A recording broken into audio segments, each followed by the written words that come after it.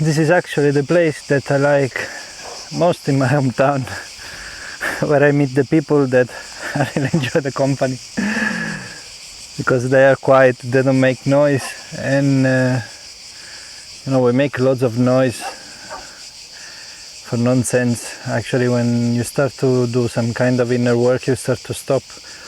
Internally, you can see we are all running around for absolutely no reason. Anyway, when I came here, actually, the first thought was a recurring thought that I have most of my time. It's very simple, but it can make a huge difference if you think about it constantly, like throughout the day. Right now, I'm sitting here, you are wherever you are, and this thing is spinning. We are on a sphere, on a planet that is spinning somewhere in the middle of nowhere. We don't know where it ends. We call it universe, but we have no idea what it is.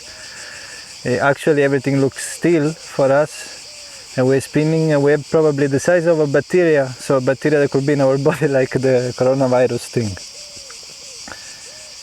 And we're making huge problems about life, when in reality we are a little grain into a planet which has the size of a grain compared to the old universe. That thing makes me funny, makes me laugh, and I realize actually there's no point to take life so seriously and problems so seriously. If we disappear, nobody's gonna miss us somehow. And also, another thing is actually that I think a lot sometimes is that it's a very practical thing. Like, maybe I could be dead in a very short time, tomorrow morning or in the afternoon. When I do that, all the problems that I have, they look like nothing, because it's a very practical thing that we struggle so much with all these things, but it's just a nonsense. It's sort of a dream in one sense, in the sense that when we are able to touch within ourselves a dimension that goes beyond the psychological and physical of our being, then even death becomes a great gift. It's actually going to be my best day of my life. My mom and my family knows a little bit about this, because you are not afraid of it. But anyway, we make a big fuss out of this thing called life, and the way it goes, and like really thinking that our problems, our endeavors and businesses and relationships are so important, when in reality every day it's like a dream. We wake up in different situations, we have to deal with different things, and things don't go the way we want. We get angry for no reasons. The purpose is not actually that things go the way we want. I think when you look at life under the lens of a personal evolution, spiritual evolution, whatever you want to call it, anything that life throws at you, it's fine, because if you are an idiot, you get angry with it. If you become a little bit wiser, so a practical thing, not really a wise man, but practically, if you understand that, you understand what's the benefit of that situation, how can you develop out of it, rather than wanting things to go the way you want. I've tried many times to pursue certain things that I wanted, but it didn't happen. At the end of the day, all the suffering was there. And then later on, you actually realize that even the pursuit of pleasure contains suffering itself.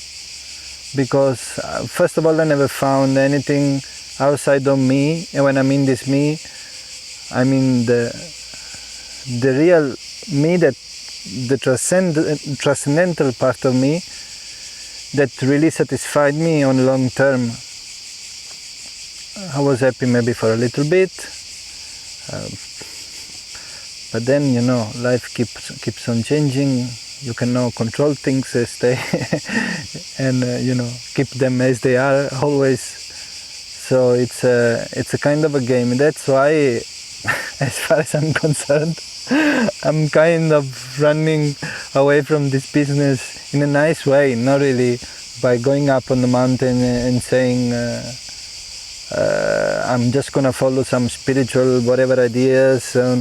It's actually a quite practical thing for me that, first of all, you realize that this world is crude, it's insane, it's illogical, and second, you realize that nothing everlasting is gonna come out of it. So if you are lucky enough to be touched by something which is beyond your psychological self, physical self, then that's the only thing actually that becomes important, at least for me. That's my opinion. Anybody can do whatever they want, but this kind of pursuit for happiness and the struggle of the mind and all these things, this thinking and taking ourselves seriously and having goals and at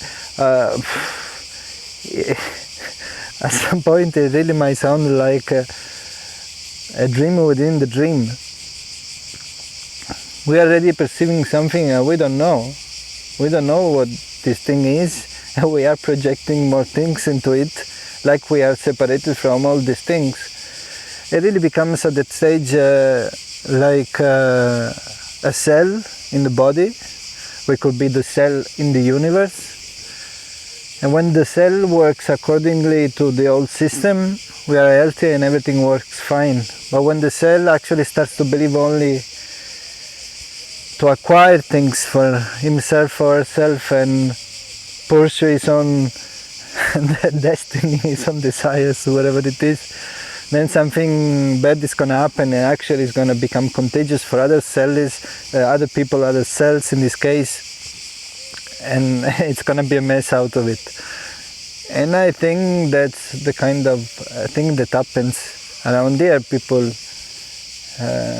do not reflect on these very practical things, like the ones I mentioned before, that now we're standing in the middle of the universe, in the middle of empty space, so we don't know what it is or where it ends, and we're making a fuss out of ourselves, like it's very important that everything goes according to plan, that we have that specific relationship, that job, that income, that kind of thing, which is a kind of very silly things, because at the end of the day we will all get buried like these guys, my friends who are around here, which are very quiet.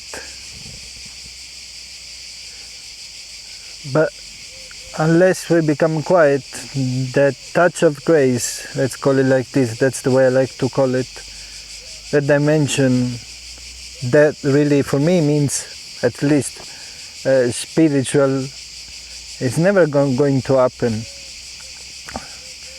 That's why at the beginning all the meditation practices, exercises, Nei Qi Gong, if it is understood and done in the right way, can really do amazing things. Although in the Nei Qi Gong, I think there is at least my opinion, of course, there is an extra dimension of energetic connection with reality.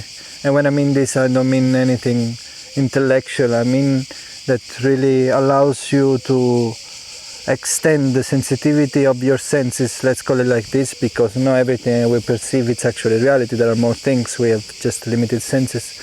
With Nei Qi Gong we are able to tap into this vital energy, this is the way they call it, and actually let me use this fanciful expression, becoming one with everything also on an energetic level, which is a very powerful thing, and it opens up higher possibilities.